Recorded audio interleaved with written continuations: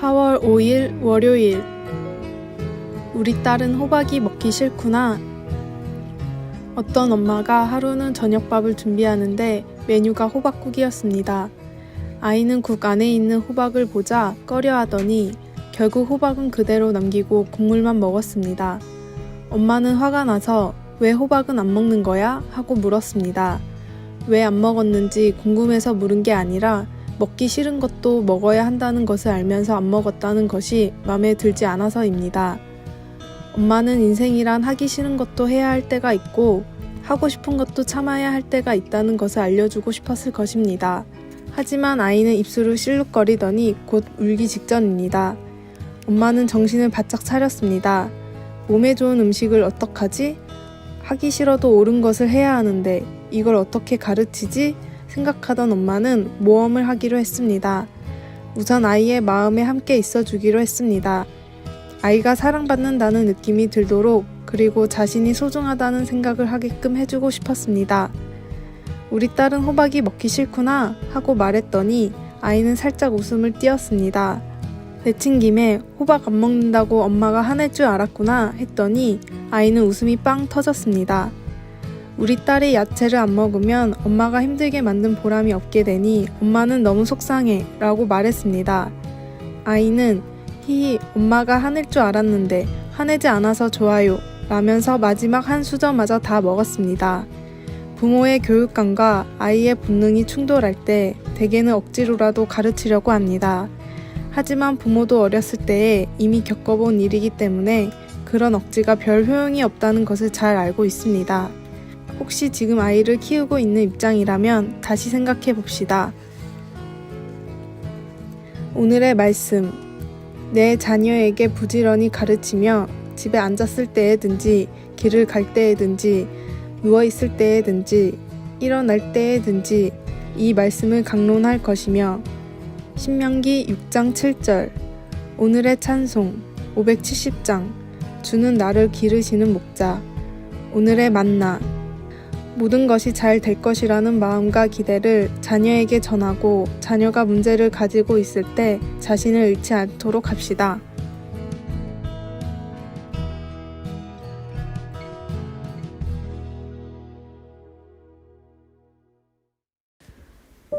(4월 6일) 화요일. 책 속에서 찾는 즐거움. 춘독후. 잠자기 전에 읽으려고 침대 머리맡 탁자 위에 쌓아놓은 책들을 뜻하는 일본말입니다. 책을 읽으면 무언가 배울 수 있고 다른 시간이나 공간으로 탈출할 수 있습니다. 사람들은 책장을 넘기면서 즐거움을 찾고 통찰력을 얻기를 원합니다. 그래서 책을 쌓아놓습니다. 책에서 즐거움과 도움을 얻을 수 있다는 생각은 책 중의 책인 성경을 통해서 더욱 확실해집니다. 새로 임명된 이스라엘의 지도자 여호수아가 이스라엘 자손을 약속의 땅으로 인도하도록 위임하는 하나님의 지시 부분 여호수아 1장 8절을 읽어보십시오. 앞날의 어려움을 아시는 하나님은 여호수아에게 내가 너와 함께 있을 것이라고 확신시켜 주십니다. 하나님의 도움은 한편으로는 여호수아가 하나님의 명령에 순종하면 올 것입니다. 그래서 하나님은 여호수아에게 이 율법책을 네 입에서 떠나지 말게 하며 주야로 그것을 묵상하여 그 안에 기록된 대로 다 지켜 행하라고 지시하십니다. 여호수아는 율법책을 가지고 있었지만 하나님이 어떤 분이시며 자기 백성을 향한 그분의 뜻이 무엇인지 이해하고 통찰력을 얻기 위해 규칙적으로 그 책을 읽을 필요가 있었습니다. 지금 가르침이나 진리 혹은 격려가 필요하십니까? 우리가 시간을 내어 성경을 읽고 순종하고 그 속에서 양식을 찾는다면 성경의 각 페이지에 담겨있는 모든 것을 음미할 수 있을 것입니다. 디모데후서 3장 16절. 말씀. 이 율법책을 내 입에서 떠나지 말게 하며 주야로 그것을 묵상하여 그 안에 기록된 대로 다 지켜 행하라. 그리하면 네 길이 평탄하게 될 것이며 내가 형통하리라. 여호수아 1장 8절. 찬송 205장. 주 예수 크신 사랑. 기도. 성경을 통해 우리를 인도해 주시니 감사합니다. 어떤 말씀이든 더 많은 하나님의 말씀을 듣고자 하는 마음을 갖게 하소서. 아멘.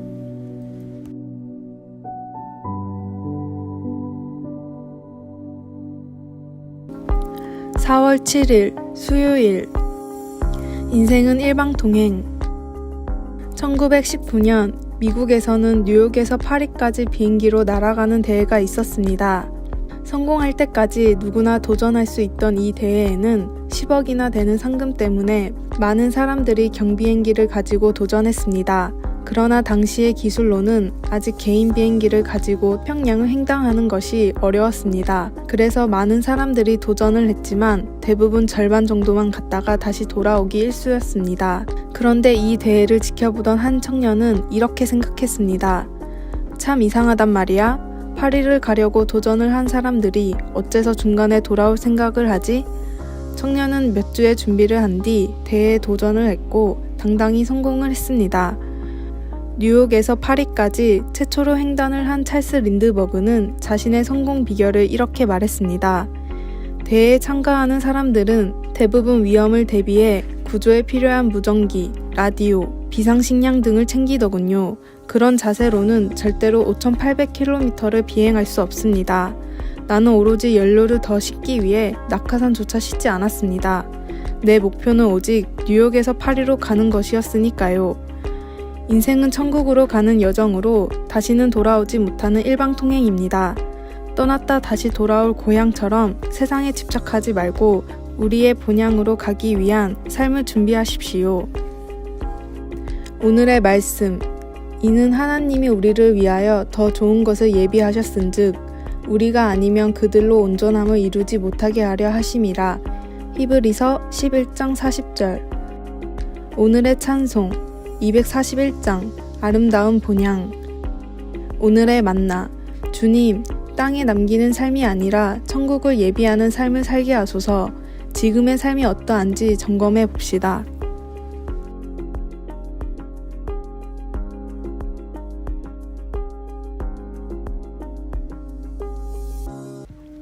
(4월 8일) 목요일. 느리게 움직이는 이유. 우리는 종종 동물 다큐멘터리에서 나무에 올라간 세발가락 나무늘보를 본 적이 있을 것입니다. 세계에서 가장 느리게 움직이는 포유류 나무늘보는 말을 걸어도 손을 흔들어도 반응을 얻기가 어렵습니다. 그런데 우리도 만약 세발가락 나무늘보처럼 소화가 잘 안되고 영양가가 낮은 잎을 주식으로 먹고 산다면 천천히 움직일 것입니다.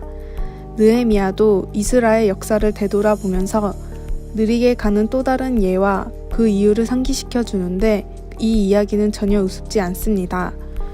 느헤미야에 따르면 우리 하나님은 분노에 대해 느리게 반응하는 최고의 본보기입니다. 느헤미야는 하나님께서 자기 백성을 어떻게 보살펴 주셨는지 열거합니다. 먼저 그들을 생명을 주는 율법으로 지도하셨고 출애굽 여정에서 그들을 보호하셨으며 그들에게 약속의 땅을 허락하셨습니다. 이스라엘은 끊임없이 반역했지만 하나님은 결코 그들을 향한 사랑을 멈추지 않으셨습니다. 그것에 대해 느헤미야는 우리의 창조주 하나님은 본질적으로 은혜로우시며 긍휼히 여기시며 더디 노하시며 인자가 풍부하시다고 설명합니다. 왜 하나님은 40년 동안 자기 백성들의 불평과 불신과 의심을 그렇게 오래 참으셨을까요? 그것은 하나님의 크신 긍휼 때문이었습니다. 우리는 어떻습니까? 성격이 급하면 마음이 차다는 신호입니다. 그러나 하나님 마음의 위대함은 우리에게 하나님과 함께 인내심을 가지고 살며 인내하며 사랑할 수 있게 해줍니다. 말씀. 주께서는 용서하시는 하나님이시라. 은혜로우시며 긍휼히 여기시며 더디 노하시며 인자가 풍부하심으로. 느헤미야 9장 17절. 찬송 455장 주님의 마음을 본받는 자. 기도. 하나님 아버지, 우리를 아버지의 인자와 긍휼, 자비와 사랑의 성령으로 가득 채우셔서 다른 사람들이 우리가 하나님 때문에 절제하고 사랑하는 것을 볼 수 있게 하소서. 아멘.